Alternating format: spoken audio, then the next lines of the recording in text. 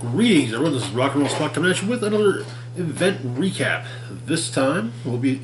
Last week we talked about the September tie-ins to Dark Crisis. Well, now it's time to talk about September's tie-ins to Judgment Day, and we'll be starting with the core series, which had two issues released last month. Starting with Judgment Day number 4.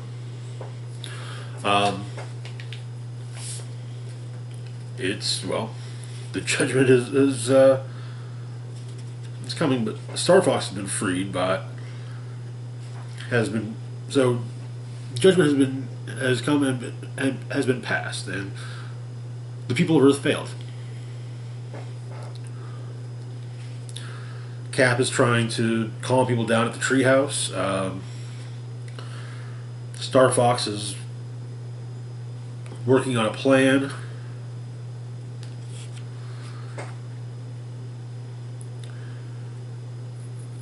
Catch up with various people being judged or dealing with the events. Xavier is judged by the Celestial appears as Xavier as Legion.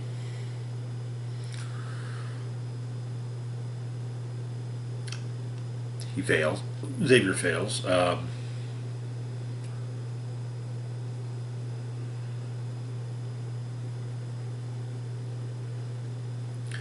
Starbrand passes. Doom passes by simply, being true to himself. The Celestial says, "Oh, you'll pass if you say Reed Richards is smarter than you."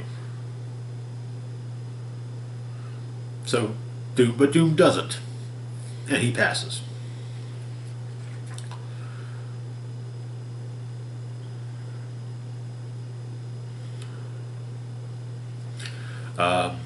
The Celestial appears to Daredevil as Christ, and Daredevil fails, as he says. Then he's just like, "I know."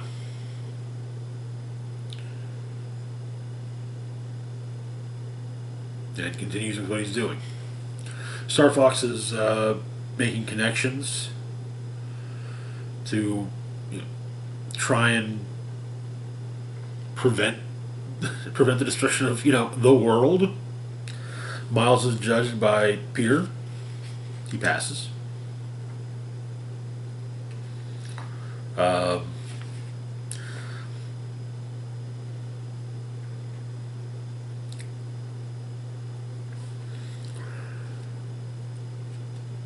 The X-Men and the Eternals are they're basically are here. They're trying to prevent annihilation.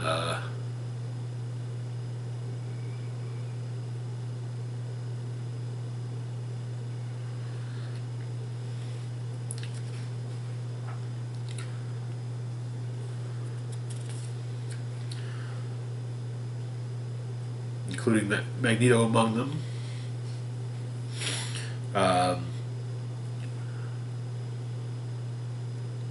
Icarus passes, but Cersei fails.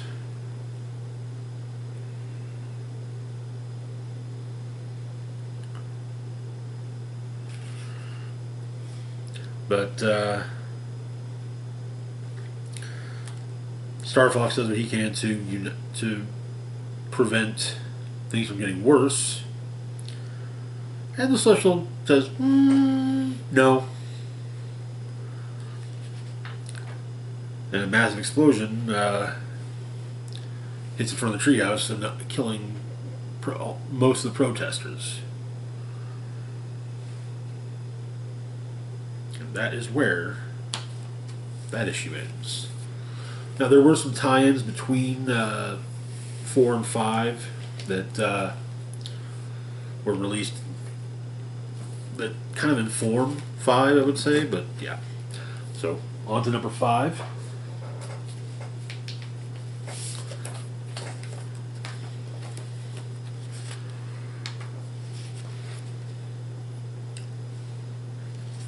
Everyone's trying to, basically prevent the world from being destroyed.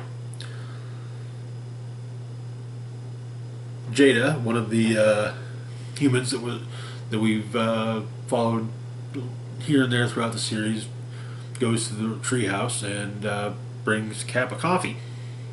talks to him. And basically says, hey, you were trying to do what was right. Then Nightcrawler shows up and basically says, hey, he Nightcrawler thinks that everyone should see Cap give this false god a piece of his mind. And he does. And both of them are incinerated by the progenitor. Kurt is, of course, brought back, resurrected. A plan is made, and Destiny says that it's their only chance, but there still needs to be certain modifications.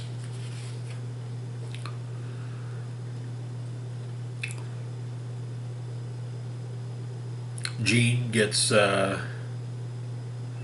basically control of the Eternals. Jean is allowed access to basically turn off the Eternals' principles for when it comes to attacking the Celestials. Thor is destroyed. An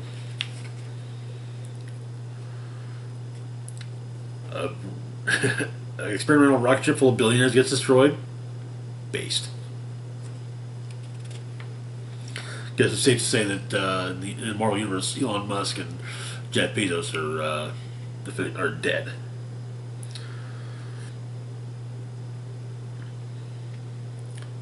But plans continue.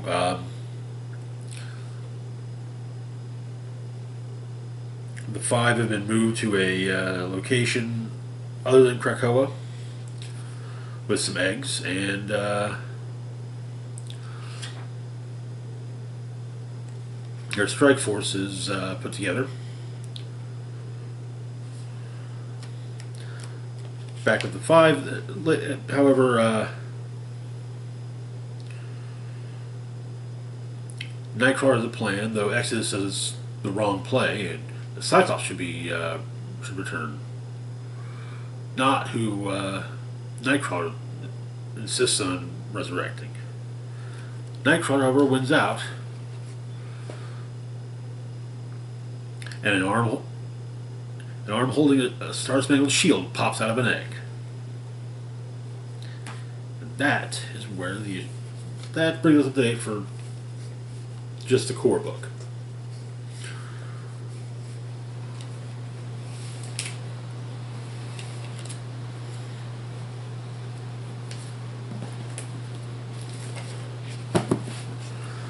So, our tie-ins, we got Death of the Mutants, number 2,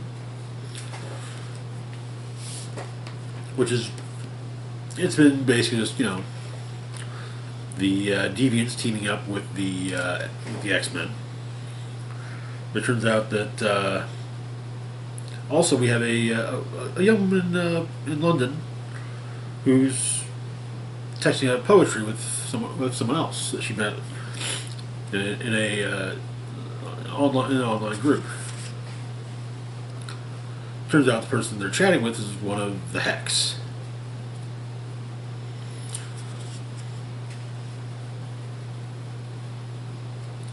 But the Deviants who joined the X-Men have opted to help the X-Men.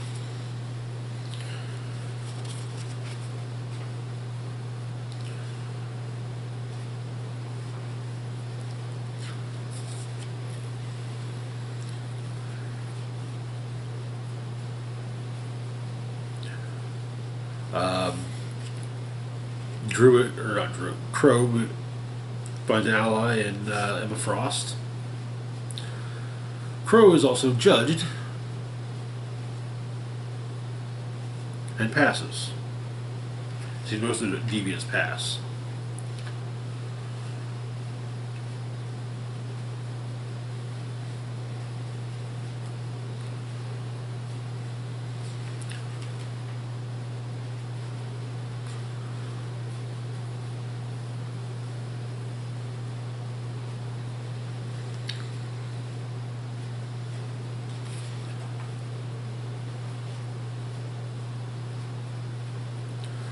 The Eternals get judged.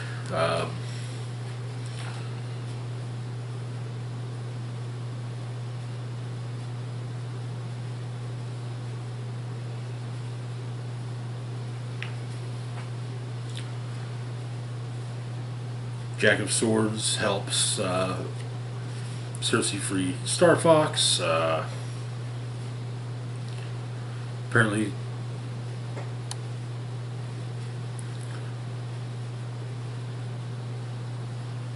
Star Fox and Thanos' mother passed, or at least it's withheld judgment.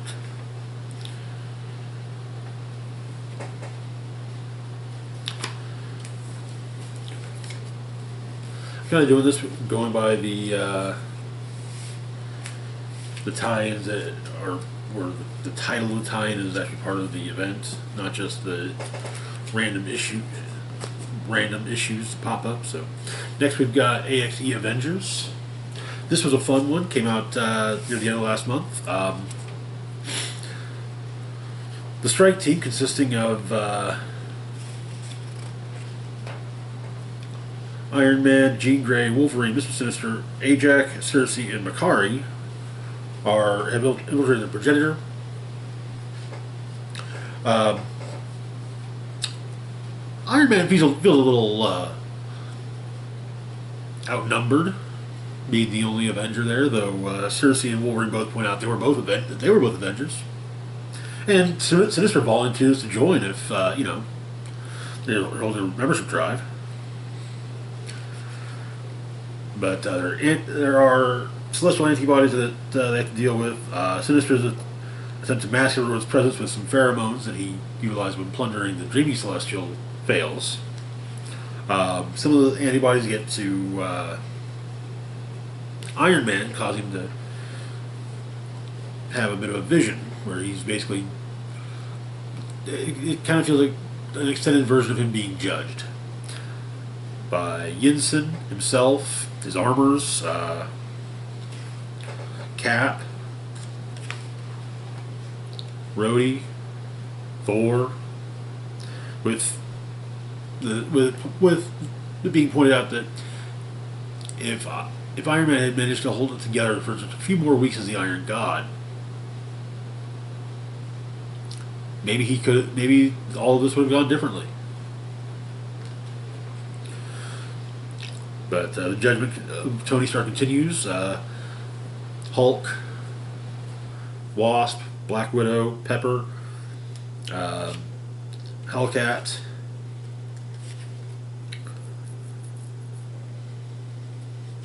Tony's forced to relive the car accident that killed his parents, and is finally judged by his father, Howard. And Howard says he couldn't be more proud of Tony. And Tony realizes that, okay, maybe they're not screwed after all. They can still win this. That is where the issue ends. Not bad. I haven't read AXE XMen came out this week as well. This past week, I haven't actually read that one just yet. But last week's roundup for this past week's comics will be tomorrow. So yeah. Next, we have our first of the tie-in individual issues from currently running books. Amazing Spider-Man number 10. So I covered this yesterday on my on the weekly comic book roundup, and I honestly think this is probably the best tie-in there's been to the event. It outshines the event over completely, I would say. It was, in all honesty, moving. So everyone being judged, the Celestial the Progenitor appears to Peter Parker as Gwen Stacy. But Peter's checking on all he cares about, Aunt May, J. Jonah Jameson, various others, and yeah. May is being judged as well, with Progenitor appearing as Uncle Ben. It would appear she passed. But she got to see Ben, She got to see Ben one more time. That's the important thing. Peter passes, and is even given a moment with a final moment with Gwen.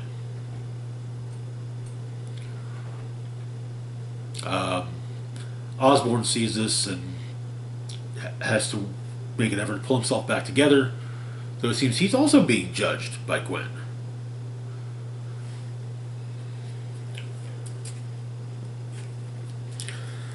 Then we've got Avengers number 60, The Judgment of Hawkeye.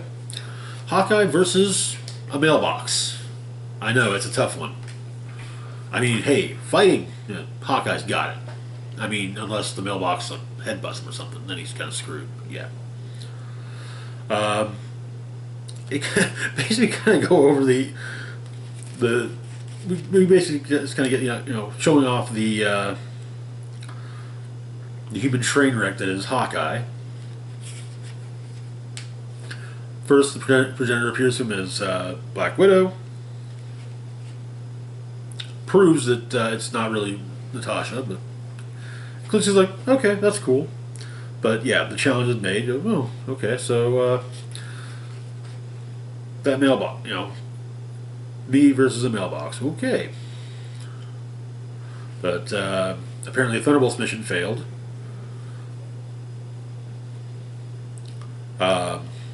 Clint talks to Mayor Cage about this.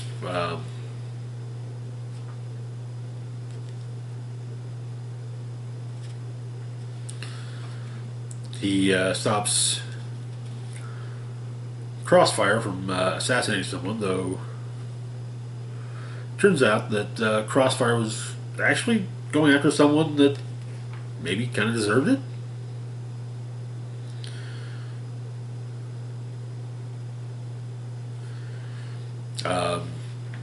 It's kind of part of his, part of the whole judgment thing is, the idea that, yeah, okay, sometimes, just doing a good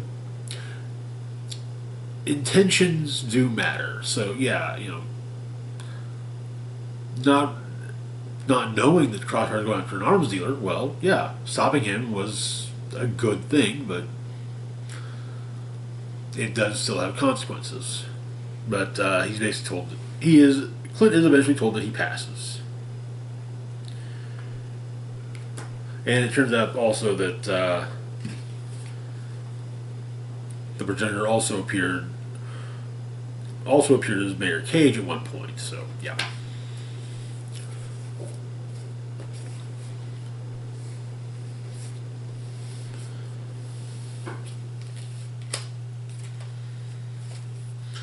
Which then brings us to our next tie-in, Immortal XMen number 6.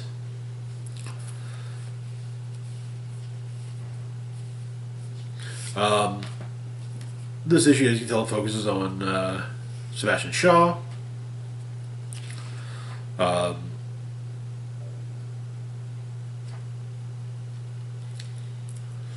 The attack on the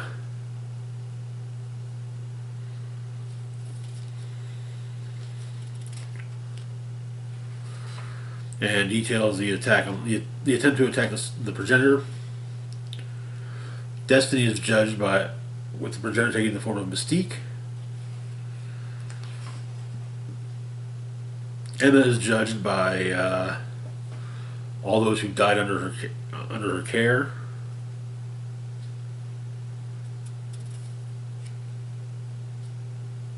Apparently, when it appeared to Kate, it just appeared as itself. And we know it appeared as Legion to Xavier. But we go into a bit into Shaw's past.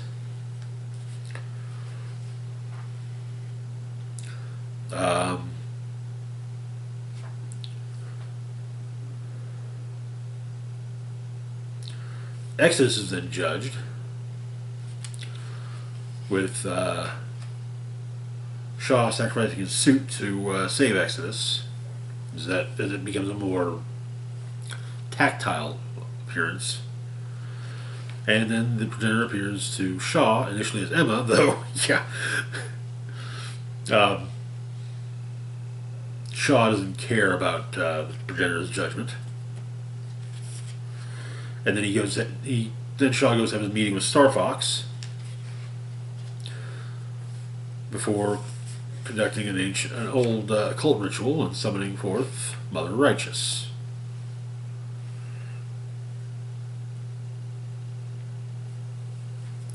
And that is where the issue ends. More than anything, this just has me curious as to how the interaction between Mother Righteous and what the deal that Mother Righteous offers to Shaw is. Then we got Marauders number 6.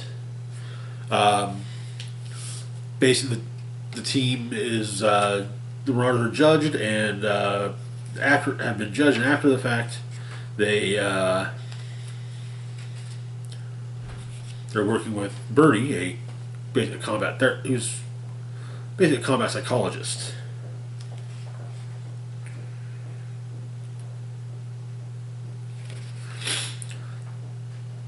Bishop was judged by Malcolm and Randall, who basically kind of say, okay, yeah, you made this utopia, so why haven't we been resurrected? And his reasoning is that, this isn't the world he wants to bring. He does, they don't deserve to keep fighting for mutant kind. They deserve to be reborn into a world where they don't have to fight. Aurora and her ultras were judged by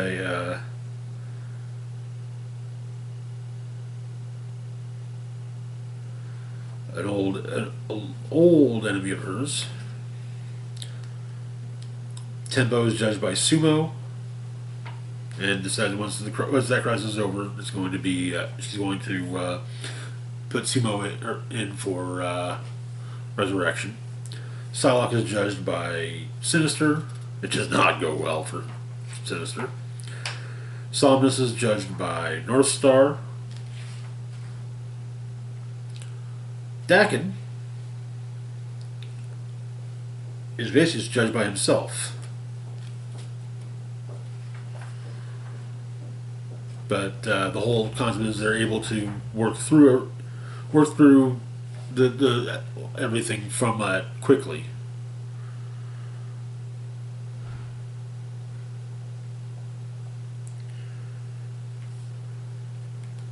But all this is going on while Cassandra Nova, Fabian Cortez, and Captain Pride are trying to save the mind space that Legion created for the Legion for him and Nightcrawler's Legionnaires.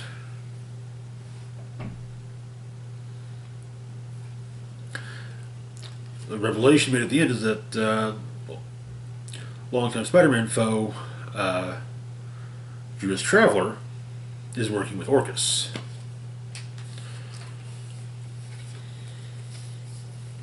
Interesting. I think, to me, this issue really was the return of Bernie.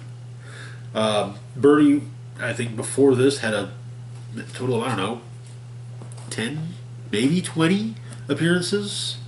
Most of them were nearly 30 years ago, or close to 30 years ago. So yeah, it was nice to see that she'd been resurrected and was active again.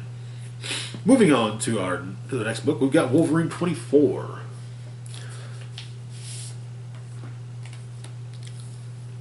The Beast's daughter is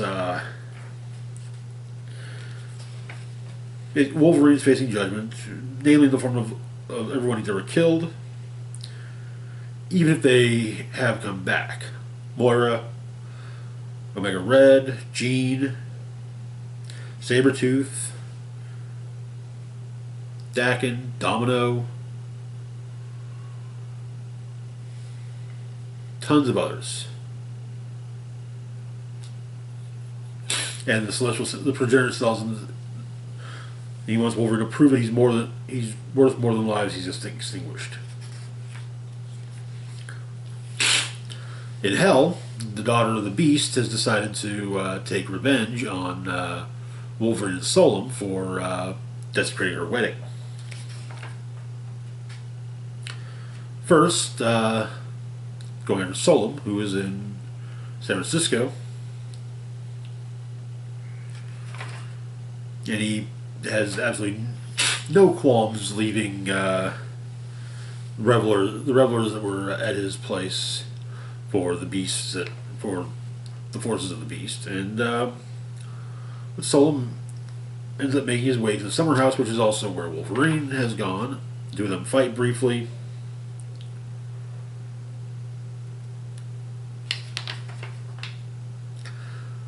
As Wolverine wants the Muramasa blades, both Muramasa blades. But Solem explains what's going on, and after they've left, the Beast's daughter and her group come along, and yeah, they head out. Though the progenitor discovers that's one more person to judge, the Beast's daughter.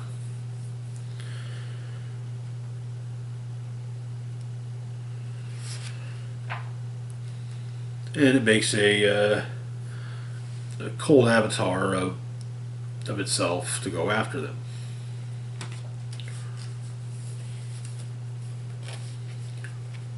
Or at least to go after the Beast and her entourage. Or the Beast's daughter and her entourage, I should say.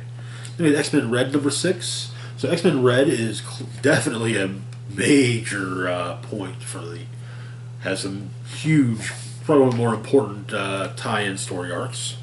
Seeing as how one of the first parts of the assault on the X-Men was sending Uranos, the Undying, Thanos' grandfather, to Mars, Arakko, to wipe out the mutants on Arakko. But basically, we see various people on Arakko trying to deal with the armories of Uranos. Storm does what she can to help as well. Though Storm can only, it's kind of, focusing on, she wants to try and save everyone, but she can only do so much because she can only be in so many places at once. Nova's doing what he can.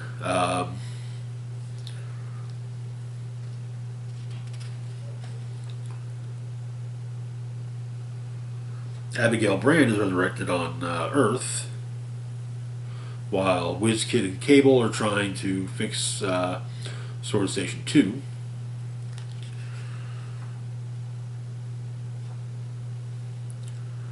Magneto is using his power to keep himself alive after having his heart ripped out by Uranos, when the Night Seats make themselves known.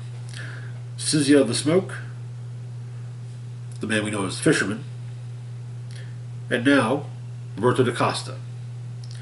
Sizia is the seed of nowhere, Fisherman is the seed of nothing, Sunspot, the seed of nobody.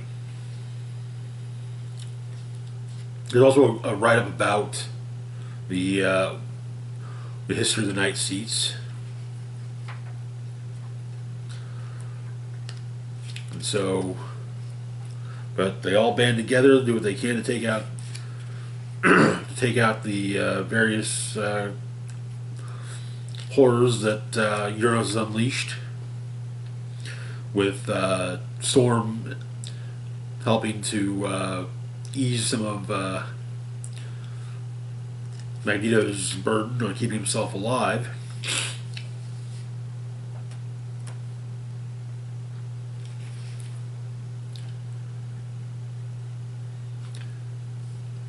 And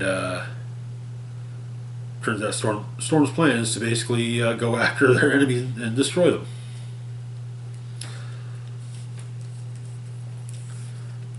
Yeah, that's whew.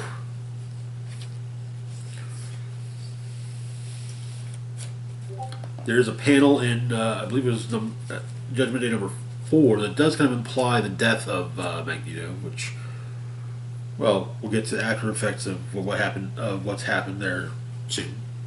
But anyway, that is going to do it for now. As always, feel free to like, share, and subscribe. Links to my Facebook, Twitter, Patreon, and PayPal account in the description box down below. This is Rock and Roll Spock signing off saying, live long and rock hard.